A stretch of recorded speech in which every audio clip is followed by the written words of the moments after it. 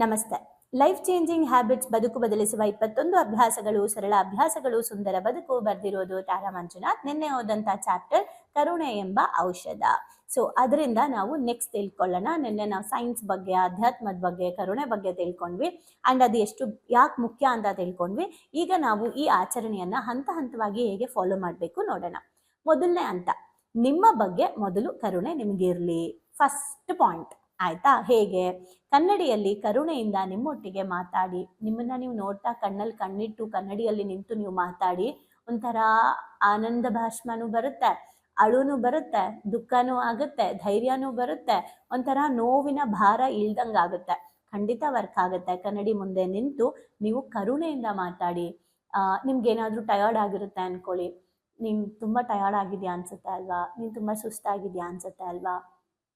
ಎಲ್ಲ ರೆಸ್ಪಾನ್ಸಿಬಿಲಿಟಿ ನೀನೇ ತಗೊಳ್ತಿದ್ಯಾ ಅಲ್ವಾ? ಇದನ್ನೆಲ್ಲ ಎಷ್ಟು ಚೆನ್ನಾಗಿ ನೀನು ಹ್ಯಾಂಡ್ಲು ಮಾಡ್ತಾ ಇದೆಯಾ? ನೀನು ಸ್ವಲ್ಪ ಕಾಳಜಿ ತಗೋ, ನೀನು ಸ್ವಲ್ಪ ಕೇರ್ ಮಾಡು ಅಂತ ಕನ್ನಡಿ ಮುಂದೆ ನಿಂತ್ಕೊಂಡು ನಿಮ್ಮನ್ನ ನೀವು ನೋಡ್ಕೊಂಡು ಹೇಳಿ. ನಿಮ್ಗೆ ಅಳು ಬರಲಿಲ್ಲ ನನ್ನ ಕೇಳಿ, ಆಯಿತಾ? ಬಿಕಾಸ್ ನಾನು ಆ ಪ್ರಾಕ್ಟೀಸ್ ಮಾಡಿದಾಗೆಲ್ಲ ನನಗೆ ಅಳು ಬರುತ್ತೆ. ಓಕೆ, ಸೊ ಅದು ಕ್ಲನ್ಸ್ ಆಗಬೇಕು, ಭಾವನೆಗಳು ಇಳಿಬೇಕು. ಸೊ ಮೊದಲನೇದು, ನಮ್ಮ ಬಗ್ಗೆ ನಾವು ಕಾಳಜಿ ವಹಿಸ್ಬೇಕು. ಎರಡನೇದು, ನಿಮ್ಮ ಹಾಸ್ಯಗಳಿಗಾಗಿ ದಿನದ 15 ನಿಮಿಷವನ್ನು ಮೀಸಲಿಡಿ. ನೀವು ನಗದಕ್ಕೋಸ್ಕರ, ನೀವು ಹ್ಯಾಪಿ ಮೂಮೆಂಟ್ಸ್ಗಳನ್ನು ಕ್ರಿಯೇಟ್ ಮಾಡ್ಕೊಳ್ಳೋಕ್ಕೆ ನಿಮಗೋಸ್ಕರ ನೀವು ಒಂದು 15 ನಿಮಿಷ ಒಂದು ದಿನದಲ್ಲಿ ಎತ್ತಿಡಿ. ನೀವು ಖುಷಿಯಾಗಿ, ನೀವು ನಾನು ಟೀಚರು, ನಾನು ಲಾಯರು, ನಾನು ಪೊಲೀಸು, ನಾನು ಹೀಲರು, ನಾನು ಅವರು ಇವರು ಎಲ್ಲ ಬಿಟ್ಟು, ನಾನು ದೊಡ್ಡೋಳು, ನಾನು ಚಿಕ್ಕವಳು, ಇದೆಲ್ಲ ಬಿಟ್ಟು 15 ನಿಮಿಷ ಮಗುವಿನ ಹಾಗೆ ನೀವು ಹ್ಯಾಪಿನೆಸ್ನ ಫೀಲ್ ಮಾಡಿ, ಎಂಜಾಯ್ ಮಾಡಿ, ಆಯಿತಾ? ಸೊ ಇದರ ಜೊತೆಗೆ ವಿಶ್ರಾಂತಿ ಮುಖ್ಯ. ನಿಮಗೋಸ್ಕರ ನೀವು ನಿಮ್ಮ ಕೈಲಿ ಆಗಲ್ಲ ಅಂದಾಗ ಸ್ವಲ್ಪ ಪಾಸ್ ತಗೊಳ್ಳಿ, ವಿಶ್ರಾಂತಿ ತಗೊಳ್ಳಿ. ಸೊ ರೆಸ್ಟ್ ಮಾಡಿ. ರೆಸ್ಟ್ ಮಾಡಿದಾಗ ನೀವು ಇನ್ನಷ್ಟು ಜಾಸ್ತಿ ಕೆಲಸ ಮಾಡ್ಬೋದು. ಸೊ ನಿಮ್ಮ ಬಗ್ಗೆ ಕೂಡ ನಿಮಗೆ ಸ್ವಲ್ಪ ಕಾಳಜಿ ಇರಲಿ. ಆ್ಯಂಡ್ ಎರಡನೇ ಹಂತ, ಬೇರೆಯವರ ಬಗ್ಗೆ ದಯಾಳು ಇರೋದು. ಒಂದು ನಮ್ಮ ಬಗ್ಗೆ ಕರುಣೆ, ಇನ್ನೊಂದು ಎರಡನೇ ಹಂತ ಬೇರೆಯವ್ರ ಬಗ್ಗೆ. ನಿಮ್ಮ ಮಾತಿನ ಮೂಲಕ ಕೂಡ ನೀವು ಬೇರೆಯವರಿಗೆ ಪ್ರೋತ್ಸಾಹ ಕೊಡ್ಬೋದು. ಕರುಣೆ ಅಂದರೆ ನೀವು ಹೋಗಿ ಅವ್ರಿಗೇನೋ ಮಾಡಲೇಬೇಕು ಅಂತ ಅಲ್ಲ. ನಿಮ್ಮ ಭಾವನೆ, ನಿಮ್ಮ ಮಾತಲ್ಲೂ ಕೂಡ ಅದಿದೆ. ಅಂದರೆ ಇನ್ನೊಬ್ಬರಿಗೆ ಅವರೇನೋ ಕೆಲಸ ಮಾಡ್ತಿರ್ತಾರೆ, ಅದನ್ನು ಮೆಚ್ಚಿ, ಅದಕ್ಕೆ ಅಪ್ರಿಷಿಯೇಟ್ ಮಾಡಿ, ಅದನ್ನು ಬೆನ್ತಟ್ಟಿ ಪ್ರೋತ್ಸಾಹ ಮಾಡಿ. ಅದೇ ನಮ್ಮ ಮೊದಲನೇ ಕೆಲಸ, ನಾವು ಇನ್ನೊಬ್ಬರಿಗೆ ಮಾಡುವಂತಹ ಒಂದು ಕರುಣೆ ಅಂತ ಹೇಳ್ಬೋದು. ಎರಡನೇದು, ಏನಾದರೂ ಒಂದು ಉಡುಗೊರೆಗಳನ್ನು ಕೊಡಿ. ಏನು ಉಡುಗೊರೆ ಅಂದರೆ ಅವ್ರ ಜೀವನದ ಅಭಿವೃದ್ಧಿಗೆ ಸಹಕಾರ ಆಗುವಂತಹ ಉಡುಗೊರೆಗಳನ್ನು ಕೊಡಿ. ಅವರಲ್ಲಿರೋ ಒಳ್ಳೆ ಗುಣಗಳನ್ನು ಹುಡುಕಿ ಹೊಗಳಿ. ಯಾರಿಗಾದ್ರೂ ರೋಡ್ ಸೈಡಲ್ಲಿ ಊಟ ಇಲ್ಲ ಅನ್ನೋರಿಗೆ ಊಟ ಕೊಡಿ. ತುಂಬ ಖುಷಿಯಾಗುತ್ತೆ ಗೊತ್ತಾ? ಒಂಥರ ಎಷ್ಟು ಜನಕ್ಕೆ, ಯಾರಾದರೂ ನೀವು ಬಸ್ ಸ್ಟ್ಯಾಂಡಲ್ಲಿ ನಿಂತಿರ್ತೀರಾ, ಯಾರಾದರೂ ಬಂದ್ಬಿಟ್ಟು ಊಟ ಬೇಕು ಅಂತ ಕೇಳ್ತಾರೆ. ಅವ್ರಿಗೆ ನೀವು ದುಡ್ಡು ಕೊಡಬೇಡಿ, ಊಟ ಕೊಡಿಸ್ತೀನಿ ಬಾ ಅಂತ ಹೇಳಿ ಕರ್ಕೊಂಡೋಗಿ ಊಟ ಕೊಡಿಸಿ, ಆಯಿತಾ? ಸೊ ನೀವು ಕರ್ಕೊಂಡೋಗಿ ಊಟ ಕೊಡಿಸ್ತೀರಾ ಅಂದ್ಕೊಳ್ಳಿ. ಅವ್ರು ಊಟ ತಿಂತಾರಲ್ಲ, ನಿಮ್ಮ ಹೊಟ್ಟೆ ಒಳಗಡೆ ಒಂಥರ ಸಂಕಟ ಆಗ್ತಿರುತ್ತೆ. ಅವ್ರು ಆ ಊಟ ತಿನ್ನಬೇಕಾದ್ರೆ ನಿಮಗೆ ಗೊತ್ತಿಲ್ಲದೆ ಕಣ್ಣಲ್ಲಿ ನೀರು ಬರುತ್ತೆ. ಏನೋ ಒಂದು ದೊಡ್ಡ ಮಹತ್ ಕಾರ್ಯ ಮಾಡಿದೆ ನಾನು ಅಂತ ಅನಿಸುತ್ತೆ. ಅಷ್ಟು ಚೆನ್ನಾಗಿ ನಮಗೆ ಫೀಲ್ ಕೊಡುತ್ತೆ ಅದು. ಅಂದರೆ ಸೈನ್ಸ್ ಪ್ರಕಾರ ನಮ್ಮಲ್ಲಿ ಡೊಪಮೈನ್, ಸೆರೋಟಿನ್, ಆಕ್ಸಿಟೋಸಿನ್ ಅನ್ನೋ ಹಾರ್ಮೋನ ರಿಲೀಸ್ ಮಾಡುತ್ತೆ. ಧೈರ್ಯ, ಆತ್ಮವಿಶ್ವಾಸ, ಸ್ಟ್ರೆಸ್ ಲೆವೆಲ್ನ ಕಡಿಮೆ ಮಾಡುತ್ತೆ. ಧೈರ್ಯ ಮತ್ತು ಆತ್ಮವಿಶ್ವಾಸ ಹೆಚ್ಚು ಮಾಡುತ್ತೆ. ಸೊ ದಟ್ ಯಾರಿಗಾದ್ರೂ ಊಟ ಕೊಡಿ, ಆಯಿತಾ? ಯಾರಿಗಾದ್ರೂ ಸಹಾಯ ಮಾಡಿ. ಸೊ ಈ ಮೇಲಿನ ಎಲ್ಲವುಗಳನ್ನು ಯಾವುದೇ ಅಪೇಕ್ಷೆ ಇಲ್ಲದೆ ಮಾಡಬೇಕು. ಮತ್ತು ಇದನ್ನು ಮರು ನಿರೀಕ್ಷೆ ಇಲ್ಲದೆ ನಮ್ಮ ಹೃದಯವನ್ನು ತುಂಬ್ಕೋಬೇಕು. ಯಾವುದೇ ಎಕ್ಸ್ಪೆಕ್ಟೇಷನ್ ಇಲ್ಲದೆ ತುಂಬ್ಕೋಬೇಕು. ಮೂರನೇ ಹಂತ, ಜಗತ್ತಿನ ಜೊತೆ ಕೂಡ ಸ್ವಲ್ಪ ಕರುಣೆಯಿಂದ ಇರಿ. ಏನು? ಬೀದಿಯಲ್ಲಿರೋ ಪ್ರಾಣಿಗಳಿಗೆ ಒಂದೊತ್ತು ಊಟ ಹಾಕಿ, ಹೊರಗಡೆ ಪಕ್ಷಿಗಳಿಗೆ ನೀರಿಡಿ. ಯಾವುದಾದ್ರೂ ಒಂದು ಒಳ್ಳೆ ಕೆಲಸಕ್ಕೆ, ಯಾರೋ ಒಂದು ಒಳ್ಳೆ ಕೆಲಸ ಮಾಡ್ತಿದ್ದಾರೆ ಅಂತ ಅಂದರೆ ನನ್ನ ಕಡೆಯಿಂದ ಒಂದು 100 ರೂಪಾಯಿ ಅಂತನಾದರೂ ದಾನ ಧರ್ಮ ಮಾಡಿ, ಯಾವುದೇ ಅಪೇಕ್ಷೆ ಇಲ್ಲದೆ. ನಿಮ್ಮ ಕಾಲೋನಿಯಲ್ಲಿ ಕ್ಲೀನ್ ಮಾಡಿ. ನಿಮ್ಮದೇ ಅಂತ ಅಲ್ಲ, ನಿಮ್ಮ ಮನೆ ಮುಂದೆ ಅಲ್ಲ, ಸ್ವಲ್ಪ ಸುತ್ತಮುತ್ತ ಎಲ್ಲಾನು ಕ್ಲೀನ್ ಮಾಡಿ. ಬೇರೆಯವ್ರು ಕೇಳೋದಕ್ಕೆ ಮೊದಲೇ ಏನಾದರೂ ಸಹಾಯ ಮಾಡೋದಿದ್ರೆ ಸ್ವಲ್ಪ ಹೆಲ್ಪ್ ಮಾಡಿ. ಆ್ಯಂಡ್ ಈ ಸಣ್ಣ ಕಾರ್ಯಗಳಿಗೆ ಮಾನವೀಯತೆಯ ಅಲೆಗಳನ್ನು ಸೃಷ್ಟಿಸುತ್ತದೆ.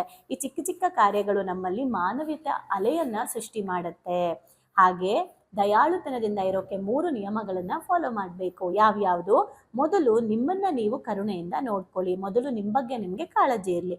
ಎರಡನೇದು, ನಂತರ ನಿಮ್ಮವರನ್ನು ಕುರಿತು ಕರುಣೆ ಇರಲಿ. ಎರಡನೇದು, ನಾವು ಊರವ್ರಿಗೆಲ್ಲ ಸಹಾಯ ಮಾಡ್ತೀವಿ, ಊರವ್ರಿಗೆಲ್ಲ ಕರುಣೆ ತೋರಿಸ್ತೀವಿ, ಮನೆಯವ್ರಿಗೆ ತೋರಿಸಲ್ಲ ಅಲ್ವಾ? ಹಾಗಾಗಿ ಫಸ್ಟು ನಮಗೆ, ಸೆಕೆಂಡು ಕುಟುಂಬಕ್ಕೂ ಕರುಣೆ ತೋರಿಸಿ. ಅಮ್ಮ ಏನೋ ತುಂಬ ಕೆಲಸ ಮಾಡ್ತಿರ್ತಾರೆ, ಕೈ ಜೋಡಿಸಿ ಸಪೋರ್ಟ್ ಮಾಡಿ. ಹೆಂಡತಿ ಕೆಲಸ ಮಾಡ್ತಿರ್ತಾರೆ, ಹಸ್ಬೆಂಡ್ ಕೈ ಜೋಡಿಸಿ ಸಪೋರ್ಟ್ ಮಾಡಿ. ಹಸ್ಬೆಂಡ್ ಬೆಳಗ್ಗೆಯಿಂದ ಟಯರ್ಡ್ ಆಗಿರ್ತಾರೆ, ಹೆಂಡತಿ ಹಸ್ಬೆಂಡ್ ಏನಾದರೂ ಕೆಲಸ ಇದ್ದರೆ ಅದನ್ನು ಮಾಡಿಕೊಡಿ. ಸೊ ಅಣ್ಣ ತಮ್ಮ ಅಕ್ಕ ತಂಗಿ ನಿಮ್ಮ ಮನೆಗಳಲ್ಲಿ ಸ್ವಲ್ಪ ಕರುಣೆ ತೋರಿಸಿ. ಆದರೆ ಹ್ಯಾಂಡಿಕ್ಯಾಫ್ಟ್ ಮಾಡಬೇಡಿ. ನಾನು ಹೇಳ್ತಿರೋದು ಕರುಣೆ, ಬೇರೆಯವ್ರಿಗೆ ತೋರಿಸುವಂತಹ ಕರುಣೆನ ಸ್ವಲ್ಪ ಅವ್ರಿಗೆ ತೋರಿಸಿ. ಸೊ ಇದು ಇಂಪಾರ್ಟೆಂಟ್ ಆಗುತ್ತೆ. ಅದಾದ ನಂತರ ನಮಗೇನು ಗುರುತು ಪರಿಚಯ ಇಲ್ಲದೆ ಇರುವಂತಹ ಅಪರಿಚಿತರಿಗೆ ಮಾಡಿ. ಈ 3 ನಿಯಮ ಫಾಲೋ ಮಾಡಿ. ಮೊದಲು ನಿಮಗೆ, 2ನೇದು ನಿಮ್ಮ ಕುಟುಂಬಕ್ಕೆ, 3ನೇದು ಸ್ಟ್ರೇಂಜರ್ಸ್, ಹೊರಗಡೆ ಇರೋರಿಗೆ. ಇದನ್ನು ನೀವು ಮಾಡ್ತಾ ಬಂದರೆ ನಿಮ್ಮಲ್ಲಿ ಕೊಡುವ ಒಂದು ಗುಣ ಹೆಚ್ಚಾದಾಗ ಭಗವಂತ ನಿಮಗೆ ಕೊಡೋ ಗುಣನ ಭಗವಂತ ಹೆಚ್ಚು ಮಾಡ್ಕೊಳ್ತಾರೆ. ಸೊ ಹಾಗಿದ್ರೆ ಕರುಣೆ ಅನ್ನೋದು ನಮ್ಮ ಲೈಫಲ್ಲಿ ಒಂದು ಯೂಟರ್ನ್ ಆಗುತ್ತೆ ಅನ್ನೋದ್ರಲ್ಲಿ ಖಂಡಿತ ಡೌಟ್ ಇಲ್ಲ. ಆ್ಯಂಡ್ ದಾನ ಧರ್ಮಗಳನ್ನು ಮಾಡುವಂತಹ ಮನಸ್ಸಿದ್ರೆ ಈ ಜನ್ಮದಲ್ಲಿ ನಾವು ಖಂಡಿತ ಶ್ರೀಮಂತರಾಗ್ತೀವಿ. ಇದಕ್ಕೆ ಸಂಬಂಧಪಟ್ಟಂಗೆ ನಾನು ಯಾವತ್ತಾದರೂ ಇನ್ನೊಂದು ದಿನ ಹೇಳ್ತೀನಿ. ಸೊ ನಾವು ಶ್ರೀಮಂತರು ಜನ್ಮದಿಂದ ಯಾಕೆ ಬ್ಲಾಕ್ ಮಾಡ್ಕೊಂಡಿರ್ತೀವಿ ಅಂದರೆ ಅದರಲ್ಲಿ ದಾನ ಧರ್ಮಗಳನ್ನು ಮಾಡಿರಲ್ಲ, ಅದಕ್ಕೋಸ್ಕರ ಅಂತ ಕೂಡ ಉಲ್ಲೇಖ ಇದೆ. ಆದಿಶಂಕರಾಚಾರ್ಯರ ಬಗ್ಗೆ ಅವರ ಆತ್ಮಕಥೆಯಲ್ಲೂ ಕೂಡ ಇದ್ರ ಬಗ್ಗೆ ಮಾಹಿತಿ ಇದೆ. ಹಾಗಾಗಿ ದಯವಿಟ್ಟು ನೀವು ಕರುಣೆಯಿಂದ, ದಯಾಳುತನದಿಂದ ಇರಿ. ನಿಮ್ಮ ಜೀವನದಲ್ಲೂ ಕೂಡ ನೀವು ಅಭಿವೃದ್ಧಿಯಾಗಿ. ಹಾಗಿದ್ರೆ ಇವತ್ತಿಂದ ನೀವೇನಾದರೂ ಆ್ಯಡ್ ಮಾಡ್ಕೊಳ್ತೀರಾ ನಿಮ್ಮ ಲೈಫಲ್ಲಿ ಹೆಲ್ಪ್ ಮಾಡುವಂಥದ್ದು. ಹಾಗೆ ಮುಂದೆ ನಾನು ಮುಂಚೆನೂ ಹೇಳ್ತಾ ಇದ್ದೆ, ಸದ್ಯದಲ್ಲೇ ನಮ್ಮದು ಒಂದು ಟ್ರಸ್ಟ್ ಓಪನ್ ಮಾಡಬೇಕು ಅಂತ ಇದ್ದೀವಿ, ಕಂಪ್ಲೀಟ್ ಸೊಸೈಟಿ ಕಾಂಟ್ರಿಬ್ಯೂಷನ್ಗೋಸ್ಕರ. ಅದು ಓಪನ್ ಮಾಡಿದಾಗ ಅನೌನ್ಸ್ ಮಾಡ್ತೀನಿ. ಮನಸಾರೆ ಹೃದಯದಿಂದ ನಮ್ಮ ಪುಸ್ತಕಗಳಿಂದ ಪರಿವರ್ತನೆ ನೋಡ್ತಾ ಇರೋರು, ಮೇಡಮ್ ಇಷ್ಟು ದಿನದಿಂದ ನಿಮ್ಮ ಪುಸ್ತಕಗಳಿಂದ ಪರಿವರ್ತನೆಯಿಂದ ನನಗೆ ನಿಜವಾಗ್ಲೂ ಹೆಲ್ಪ್ ಆಗಿದೆ, ನಿಜವಾಗ್ಲೂ ಇದು ನನ್ನ ಲೈಫ್ಗೆ ಟ್ರಾನ್ಸ್ಫರ್ಮೇಷನ್ ಕೊಟ್ಟಿದೆ, ಒಂದು ಸಮಾಧಾನ ಕೊಟ್ಟಿದೆ ಅಂತ ನಿಮಗೆ ಅಂತರಾಳದಿಂದ ಅನಿಸಿದ್ರೆ ಮಾತ್ರ ನಿಮ್ಮ ಕೈಲಾದಷ್ಟು ದಾನ ಧರ್ಮನ ಆ ಟ್ರಸ್ಟಿಗೆ ಮಾಡಿ. ಅದರಿಂದ ನಾವು ಏನು ಮಾಡ್ತೀವಿ ಅನ್ನೋದನ್ನು ಸಹ ನಾನು ವಿಡಿಯೋ ಮಾಡ್ತೀನಿ. ಸೊ ಆದರೆ ನಿಮಗೆ ಯಾವ ನಿರೀಕ್ಷೆನೂ ಬೇಡ, ಏನೂ ಬೇಡ, ಮಾಡಿ. ಯಾಕೆ ಅಂದರೆ ಅದು ಸರಿಯಾದ ಸ್ಥಳಕ್ಕೆ ತಲುಪಿಸೋ ಜವಾಬ್ದಾರಿನ ನಾವು ನೆಕ್ಸ್ಟ್ ಮಾಡಬೇಕು ಅಂತ ಇದ್ದೀವಿ. ಸೊ ಇಷ್ಟನ್ನ ಹೇಳ್ತಾ ನಿಮಗೆ ಏನು ಅರ್ಥ ಆಯಿತು ಇವತ್ತಿನ ಕಾನ್ಸೆಪ್ಟಲ್ಲಿ, ಯಾವ 3 ನಿಯಮಗಳನ್ನು ನೀವು ಫಾಲೋ ಮಾಡಬೇಕು ಅನ್ನೋದ್ರ ಬಗ್ಗೆ ನೀವು ಈಗ ಥಿಂಕ್ ಮಾಡಿ. ಆ್ಯಂಡ್ ಅದರ ಜೊತೆ ಹಂತ ಹಂತವಾಗಿ ನಮ್ಮ ಬಗ್ಗೆ, ನಮ್ಮ ಕುಟುಂಬದ ಬಗ್ಗೆ, ಹಾಗೆ ನಮ್ಮ ನೆರೆಹೊರೆಯವರ ಬಗ್ಗೆ, ಅಪರಿಚಿತರ ಬಗ್ಗೆ ಕೂಡ ನಾವು ಕರುಣೆಯಿಂದ ಇರೋಣ. ಸೊ ಏನು ಅರ್ಥ ಆಯಿತು ಅಂತ ಕಮೆಂಟ್ ಮಾಡಿ. ನೆಕ್ಸ್ಟ್ ಮುಂದೆ ತಿಳ್ಕೊಳ್ಳೋಣ. Thank you. ಭಾವನೆಗಳಿಗೊಂದು ಶಾಲೆಗೆ ಬಂದು ತುಂಬಾ ಖುಷಿ ಆಯ್ತು. ಲೈಫಲ್ಲಿ ತುಂಬಾ ಅಂದ್ರೆ ತುಂಬಾ ಕ್ಲಾರಿಟಿ ಬಂದಿದೆ. ತುಂಬಾನೇ ಬದಲಾವಣೆ ಆಗಿದೆ. ನಂಗೆ ತುಂಬಾ ಖುಷಿ ಇದೆ ನಾನು ಇಲ್ಲಿಗೆ ಬಂದಿರೋದು. ನನಗೆ ತುಂಬಾ ಖುಷಿ ಆಗ್ತದೆ. ಪ್ರತಿಯೊಂದಕ್ಕೂ ಸ್ಫೂರ್ತಿ ಸಿಕ್ಕಿದೆ, ನೆಮ್ಮದಿ ಸಿಕ್ಕಿದೆ. ಒನ್ ವರ್ಡ್ ಅಲ್ಲಿ ಹೇಳ್ಬೇಕಂದ್ರೆ ಇಟ್ ಈಸ್ ಅಲ್ಟಿಮೇಟ್. ಲೈಫ್ ತುಂಬ ಕಾಂಪ್ಲಿಕೇಟ್ ಅಂದ್ಕೊಂಡಿದ್ದೆ, ಬಟ್ ಈ ಕ್ಲಾಸಿಗೆ ಸೇರಿದ್ಮೇಲೆ ತುಂಬ ಈಸಿಯಾಗಿ ಅರ್ಥಪೂರ್ಣವಾಗಿ ಹೇಗೆ ಜೀವಿಸ್ಬೇಕು ಅನ್ನೋದು ಗೊತ್ತಾಯಿತು. ಆ್ಯಕ್ಚುಲ್ ಆಗಿ ನಂಗೆ ತುಂಬ ಖುಷಿ ಇದೆ ನಾನು ಇಲ್ಲಿಗೆ ಬಂದಿರೋದು.